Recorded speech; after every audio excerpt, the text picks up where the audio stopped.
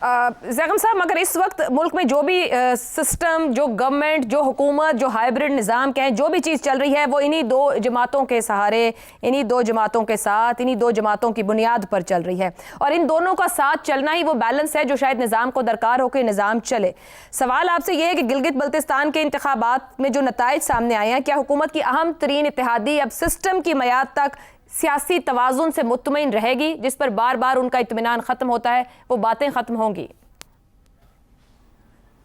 देखिए, दो मुख्तलिफ जमातें हैं, इनकी सियासी ज़रूरत है, इनका सियासी फ़ायदा है कि ये साथ चलें, और फ़िलहाल हमें कोई वजह नहीं नज़र आती कि एक दूसरे से अलग हों, और इनका आपस में वहाँ पे मुकाबला फारा होना, ये भी इन दोनों की ज़रूरत थी और इसमें दोनों का फ़ायदा था। अब जो जहाँ तक पीपल्स पार्टी की सियासत है, वो सियासत जरदारी साहब की जोड़ तोड़ के साथ लाजिम मलजूम हो गई थी, और जरदारी साहब को उसमें PhDs मिल चुकी थी, लेकिन बिलावल भुट्टो ने अब्बा जी की बीमारी का नाजायज़ फ़ायदा उठाया है, और नाजायज़ फ़ायदे को उठाते हुए पीपल्स पार्टी को वापस पॉपुलर पॉलिटिक्स में लेकर आए हैं। कम से कम गिलगित बल्तिस्तान की हद तक वो पीपल्स पार्टी को अवामी सियासत में वापस लाए हैं। पीपल्स पार्टी की हालिया तारीख का ये एक बड़ा मौका है। देखिए, जहाँ तक कश्मीर और बलूचिस्तान की हुकूमतों का ताल्लुक है, वो जोड़ तोड़ की हुकूमतें हैं, वो इलेक्टेबल्स की हुकूमतें हैं, वो रेत के किले हैं। लेकिन यहाँ मामला मुख्तलिफ है। यहाँ पर बिलावल भुट्टो ने एक बहुत ज़बरदस्त कैंपेन चलाई है, और उस कैंपेन का असर पड़ा है उस कामयाबी पर, जो कामयाबी पीपल्स पार्टी ने हासिल की है। यहाँ पे जो दंगल था वो दो नैरेटिव्स का दंगल था। एक नैरेटिव हकूक़ का, जिसको पीपल्स पार्टी लीड कर रही थी, बिलावल भुट्टो लीड कर रहे थे, वो जिसकी तरफ शहजाद चौधरी साहब ने इशारा किया, और दूसरी तरफ नैरेटिव था तरक्की का, सड़कों का, डैम्स का, जिसको मुस्लिम लीग नवाज लेकर चल रही थी। जो तरक्की का नैरेटिव है, एक तो वैसे ही पाकिस्तान में बड़ा कमज़ोर होता है, हमारी तरक्की होती बड़ी जेली है, और वो पहुंचती बहुत महदूद लोगों तक है, मलाई सिर्फ चंद खाने वाले होते हैं। इसलिए जब भी इन दो नैरेटिव्स का मुकाबला होता है तो उसमें तगड़ा हकूक़ का नैरेटिव होता है। लेकिन यहाँ हकूक़ का नैरेटिव इसलिए भी अहम था कि लोग बिल्कुल पैगाम देना चाहते थे, लोग नाराज़ हैं, एक नई नस्ल आ चुकी है। आपने इन इलाकों के साथ क्या किया है? आपको पता है ये वो इलाका है जिसने खुद बंदूकें उठाई। पाकिस्तान की जो फ़ौज है उससे ये बहुत दूर था, खच्चरों पे चढ़ के महीने में जाना पड़ता था। इन लोगों ने खुद बंदूकें उठाई, खुद डोगरों को निकाला, खुद इस इलाके को आज़ाद किया। फिर कराची में आके उन्होंने कहा कि हजूर हमें साथ में शामिल कर लो, और साथ में क्या शामिल किया कि इनको FCR मुसल्लत करके एक तहसीलदार को पूरे इलाके का सरबराह बना दिया। 1947 से 1974 तक वो इलाका जो खुद लड़के आज़ाद हुआ है, पाकिस्तान के साथ शामिल हुआ है, वहाँ FCR मुसल्लत रही। उसके बाद सूरत हाल बदली, और जो सूरत हाल बदली उसमें सबसे बड़ा रोल पीपल्स पार्टी का है। इसलिए जब पीपल्स पार्टी ने हकूक़ की बात की तो लोगों ने एतबार किया।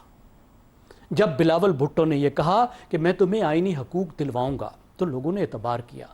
जब उसने कहा कि 18वीं तरमीम तुम लोगों तक भी पहुंचेगी, जब उसने कहा तुम्हें मलकियती हकूक़ मिलेंगे, ये जो डोगरा ज़मीनें कहलाती हैं ये तुम्हारी ज़मीनें हैं, तुम्हें पाकिस्तान का हिस्सा बनाया जाएगा, तो इन सब बातों पे क्यों एतबार किया? इसलिए एतबार किया कि पीपल्स पार्टी की इस इलाके के साथ एक हिस्ट्री है। हिस्ट्री ये है कि 1974 में जो मैं अर्ज़ कर रहा हूँ, जो वो शाही चल रही थी, वो जो जागीरदारी निज़ाम वहाँ मुसल्लत था, राजगारी निज़ाम मुसल्लत था, वहाँ पे FCR था, भुट्टो ने उसको ख़त्म किया। फिर उसके बाद कोई तब्दीली आई तो वो बेनज़ीर ने की कि इस इलाके में पहली दफ़ा यहाँ की इलाकाई हुकूमतें बनाई। फिर उसके बाद मौजूदा सूबाई स्टेटस बना, तो वो भी 2009 में पीपल्स पार्टी ने आके बनाया। इसलिए हकूक़ की स्ट्रगल को पीपल्स पार्टी ने इस इलाके में हमेशा लीड किया है। बिलावल भुट्टो ने बहुत स्मार्टली हकूक़ के नाम पे यहाँ पे एक तहरीक चलाई, और लोगों ने वोट दिया, और लोगों ने आवाज़ उठाई। और लोग चाहते हैं कि ये जो पाकिस्तान में बहुत बड़ी मुसीबत है ना हमारी पॉलिसी की, कि तारीख़ में ये फंस कर रह जाती है, हालात के साथ चलती नहीं है, वाक़यात के साथ चलती नहीं है। अभी तक 1947 का जो हमारा मुकदमा है कश्मीर का, उस पर हम आज की गवर्नेंस चला रहे हैं। زیکم صاحب جسے آپ پاکستان پیپلز پارٹی کا پولیٹیکل گین کہہ رہے ہیں، کیا اس کا اثر کوئی اسلام آباد تک آئے گا؟ آپ سمجھتے ہیں کوئی نتائج ہو سکتے ہیں یا نہیں؟ دیکھیے، اسلام آباد کے لیے یہ ایک پیغام ہے. میرا خیال اب اسلام آباد میں جی بی کو ایک وکیل مل گیا ہے. ٹھیک ہو گیا. یعنی جی بی اب پیپلز پارٹی نے جو وعدے کیے ہیں ان وعدوں پر لے کر آئے گی نا، اور پیپلز پارٹی کو اسی طرح کشمیر کی بھی وکالت کرنی چاہیے. درست ہو گیا. ان کی جو انٹیگریشن کا اگلا مرحلہ ہے اس کو لے کر چلنا چاہیے. درست. اور مسلم لیگ کو سوچنا چاہیے کہ اس کو اتنے سیٹ بیکس کیوں مل رہے ہیں، وہ کیوں عوام کی ٹھیک نمائندگی نہیں کر پا رہے. مگر یہ جو سیٹ بیکس مل رہے ہیں اس پر بھی شہباز شریف صاحب کیا مطمئن دکھائی دیتے ہیں؟ رضا رومی صاحب، انہوں نے پیپلز پارٹی کو مبارکباد دی ہے. یہ پہلے وزیر اعظم پاکستان ہے جن کی جماعت ناکام رہی ہے. نواز شریف بھی ایک دن کے لیے وہاں گئے، اس کے بھی کوئی خاص نتائج نہیں آئے. کیا وزیر اعظم حد سے زیادہ پریکٹیکل ہیں کہ ان کو انہی حالات میں ایک بیلنس دکھتا ہے؟ جی دیکھیے، وزیر اعظم ہمارے جو ہیں وہ بالکل پریکٹیکل تو ہیں. آپ تو جانتی ہیں عائشہ کہ ان سے زیادہ عملیت پسند اور مصلحت پسند کم ہی وزراء اعظم رہے ہیں، اور اسی وجہ سے وہ ان کا ٹینیور ٹھیک جا رہا ہے، کیونکہ یہی ایک ضمانت ہوتی ہے عملیت پسندی پاکستان کے ہائیبرڈ نظام میں سروائیو کرنے کے لیے، اور وہ صلاحیتیں ان میں بدرجہ اتم موجود ہیں.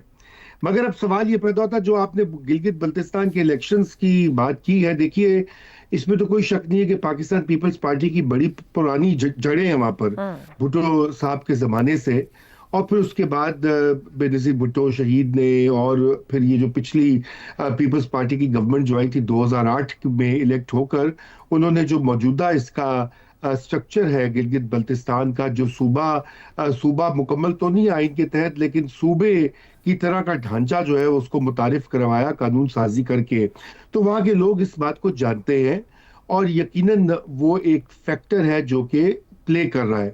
مگر یہ بھی یاد رکھنے والی بات ہے عائشہ کہ جو آپ نے اپنے سوال میں جس طرف اشارہ کیا ہے وہ بھی پاکستان کی ایک حقیقت ہے اور رہی ہے، کہ اس وقت جو دونوں بڑی قوتیں ہیں کولیشن کے اندر، پاکستان پیپلز پارٹی اور پی ایم ایل این، ان میں ٹھنی ہوئی ہے، اور ان کی دیگر مقتدرہ جو ہے ان کے ساتھ بھی ٹھنی ہوئی ہے کچھ معاملات کے بارے میں جہاں پر کمپرومائز کرنا ہے. اب اسی چکر میں زرداری صاحب ماہر ہیں اس نیگوسیشن کے. رومی صاحب کیا کہہ سکتے ہیں نتائج کی خوشی میں کچھ کمپرومائزز آسان ہو جائیں گے؟ جی بالکل، ان نتائج کی روشنی میں غالباً یہی، دیکھیے ہم تو کوئی مصدقہ اطلاعات تو ہے نہیں، لیکن آپ تجزیاتی بنیاد پر ہی کہہ سکتے ہیں اور تاریخ کی بنیاد پر ہی کہہ سکتے ہیں کہ زرداری صاحب نے کوئی اسی طرح کی ایک سمجھوتا جو ہے وہ کریں گے جہاں پر پاکستان پیپلز پارٹی کو مزید اس سسٹم میں جو ہے حصہ ملے اقتدار میں، اور جو مطالبات ہیں اس وقت فیڈرل گورنمنٹ کے کسی طرح وہ بھی پورے ہو جائے.